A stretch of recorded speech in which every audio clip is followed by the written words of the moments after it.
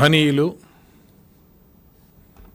లోక కళ్యాణం కోసం యజ్ఞాన్ని చేస్తూ ఉంటే రాక్షసులు ఆ యజ్ఞాన్ని ఎట్లా విఘ్నం చేయాలి, ఎట్లా భగ్నం చేయాలి అని ప్రయత్నిస్తూ ఉంటారు అని చెప్పి పురాణాల్లో చదువుకున్నాం మనం. అది ఈరోజు కళ్ళకి కట్టినట్టుగా మనకి కనపడతా ఉంది. ఈరోజు ఉత్తరాంధ్రకే తలమానికంగా ఉన్నటువంటి భోగాపురం ఎయిర్పోర్ట్ని గౌరవ ప్రధానమంత్రి గారు ప్రారంభించటానికి ఒకరోజు ముందు ఆ అత్యున్నతమైనటువంటి ఏర్పాట్లన్నిటినీ కూడా పూర్తి చేయటానికి అధికార యంత్రాంగం అందరూ కూడా తలమునకలైనటువంటి దశలో అవసరం లేనటువంటి కనీసం కనికరం చూపించాల్సినటువంటి అవసరం లేనటువంటి వ్యక్తిని పరామర్శించడానికి ఈ రాష్ట్రంలో ఉన్నటువంటి జగన్మోహన్ రెడ్డి గారు పరామర్శకు వెళ్ళారు. ఇది ఒక ఆశ్చర్యకరమైనటువంటి అంశం. ఎక్కడైనా బాధితుడిని పరామర్శిస్తారు, ఎక్కడైనా గాయపడ్డ వాడిని, మరణించిన వారిని పరామర్శిస్తారు. కానీ ఇక్కడ ఈయన ఎవరైతే యాక్సిడెంట్ చేసి ఆ యాక్సిడెంట్ జరిగిన తర్వాత ప్రాణాలని కాపాడేటువంటి అవకాశం, అక్కడ కనీసం వైద్యం చేసేటువంటి పరిస్థితిని చేయకుండా తప్పించుకుని వెళ్ళిపోయి వేరొకరిని తీసుకొచ్చి ముద్దాయి స్థానంలో పెట్టి ఆ పెట్టినటువంటి వ్యక్తిని బలి చేసేటువంటి ప్రయత్నం, అది కాకుండా ఈరోజు వారి కుమారుడి పని చేస్తే వారి కుమారుడిని తప్పించి ఇవన్నీ చేసినటువంటిది ఎవరో ఒక సామాన్యుడా? ఈ రాష్ట్రానికి మంత్రిగా పనిచేసినటువంటి వ్యక్తి, డాక్టర్గా ఉన్నటువంటి వ్యక్తి సిదిరి అప్పలరాజు అనేటువంటి ఆయన ఈ పనంతా చేస్తే కనీసం తప్పు పట్టకుండా, ఇలా చేసిన వాళ్ళని మందలించకుండా నేరస్తుల్ని ఏ విధంగా ప్రోత్సహించవచ్చో చూపిస్తున్నటువంటి నాయకుడు జగన్మోహన్ రెడ్డి. ఈరోజు మనం చూస్తూ ఉన్నాం, ఆయన కారు కింద పడి నలిగిపోయినటువంటి మరణించినటువంటి వ్యక్తిని పరామర్శకు వెళ్ళలేదు.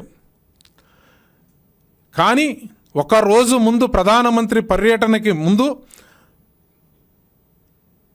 10 గంటల పాటు ప్రజలకి ఒక ర్యాలీ పేరు మీద నిబంధనలన్నిటినీ ఉల్లంఘిస్తా ఒక నరకయాతను చూపించినటువంటి పరిస్థితి. అధికారుల్ని వారి పనిని వారిని చేసుకోనివ్వకుండా వారి మీద దౌర్జన్యం చేసేటువంటి పరిస్థితి ఈరోజు మనం రాష్ట్రంలో చూస్తూ ఉన్నాం. అందుకనే చెప్పాను, రాక్షసులు యజ్ఞాన్ని ఏ విధంగా భగ్నం చేస్తారో కళ్ళకి కట్టినట్టు అని చెప్పని. అధికారులు ఇచ్చినటువంటి ఆదేశాలని ఉల్లంఘించటం ఇది చట్టరీత్యా నేరం. ప్రజల్ని యొక్క స్వేచ్ఛని, వాళ్ళ యొక్క ప్రయాణాలని అడ్డుకోవటం నిబంధనలకు విరుద్ధంగా ఇది ఒక క్రిమినల్ చర్య. ప్రభుత్వ ఉద్యోగ యొక్క విధులని ఆటంకపరుస్తా వారు విధులు నిర్వహించకుండా ఉండటానికి వాళ్ళ మీద బలప్రయోగం చేయటం ఇది ఒక క్రిమినల్ కింద వస్తుంది, క్రిమినల్ చర్య.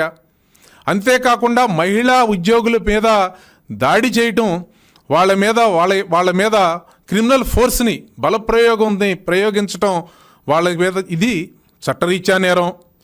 ఇన్ని ఉల్లంఘనలు పాల్పడి నువ్వు సాధించింది ఏంటి? అక్కడ దాకా వెళ్ళి ఈ రాష్ట్రంలో కనీసం పరామర్శించటానికి వెళ్తున్నాను అని నువ్వు చెప్పి వెళ్ళినటువంటి వ్యక్తిని పరామర్శించావా?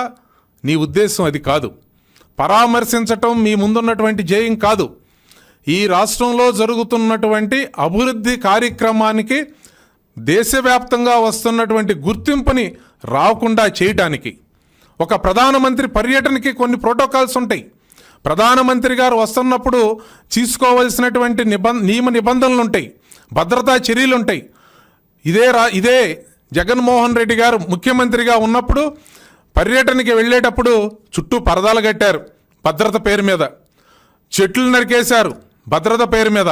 ఆఖరికి తెలుగుదేశం పార్టీ కార్యకర్తలకి 2 రోజులు 3 రోజుల ముందే అందరికీ కూడా పోలీసుల ద్వారా నోటీసులు పంపించారు, మీరు ఇంట్లో నుంచి బయటికి రాకూడదు అని చెప్పని. ఇవేవి మీకు గుర్తించవా?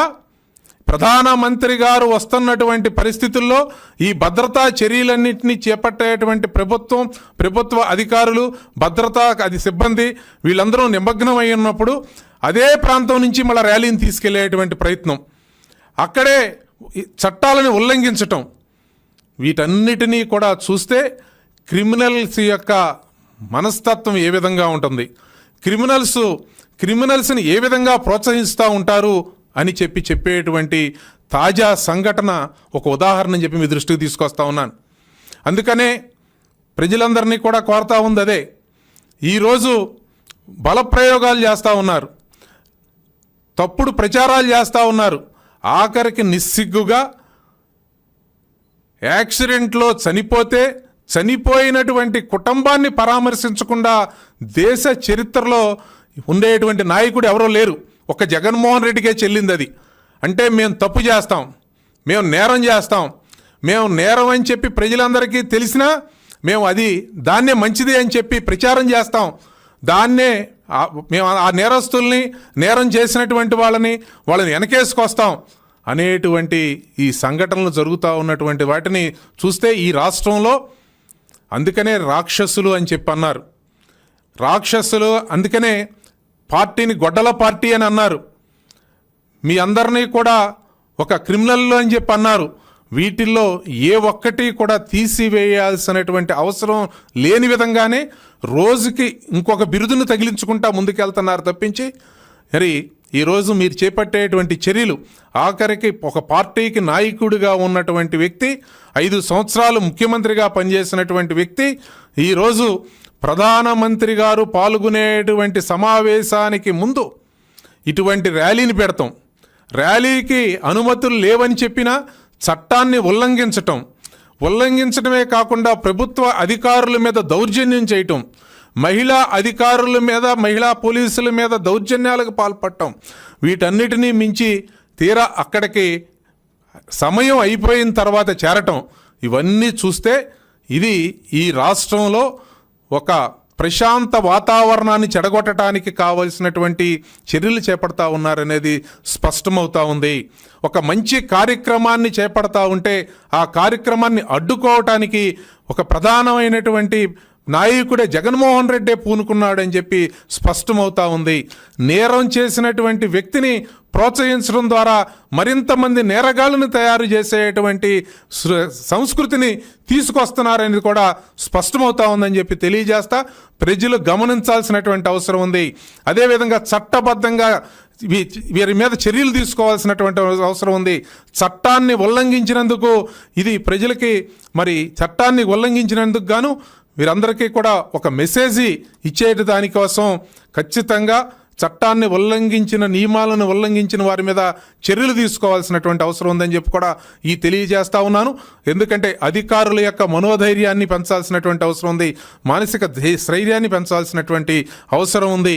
ఇటువంటి సంఘటనలో వారి యొక్క ఉద్యోగ నిర్వహణకు ఆటంకపరచడం అనేది, వారి మీద దాడి చేయటం అనేది తీవ్రంగా గ్రహించవలసిన విషయం అని చెప్పి తెలియజేస్తూ, ఇందుకు మరి చట్టాలని, నియమాలని ఉల్లంఘించిన ఈ అంశాలన్నిటినీ కూడా పరిశీలనలోకి కూడా తీసుకోవాల్సిన అవసరం ఉందని తెలియజేస్తా ఉన్నాం.